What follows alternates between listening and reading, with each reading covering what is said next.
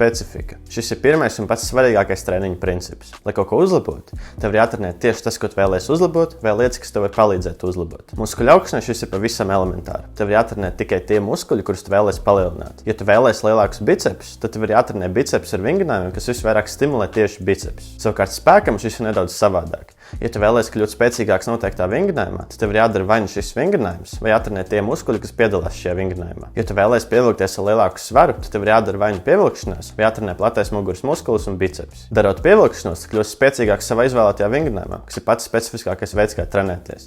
Bet trenējot plato muguras muskuli un bicepus, tu palielināsi šo muskuļu izmēru, kas tev var netiešā veidā palīdzēt kļūt spēcīgākam, jo muskuļu izmērs arī nosaka to spēku. Specifika arī ir apakšprincips, mērķtiecīga pielāgošanās, kas saka, ka, lai visātrāk progresētu, taviem treniņiem ir jāizskatās vienādi. Ja pagājušajā nedēļā trenē pievilkšanos, tad trenē pievilkšanos arī šonedēļ.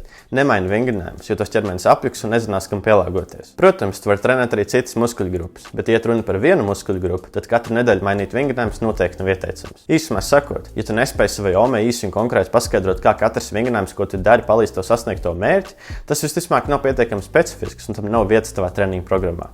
Es ceru, ka tev šis video noderēja un forši tev dienu. Čau!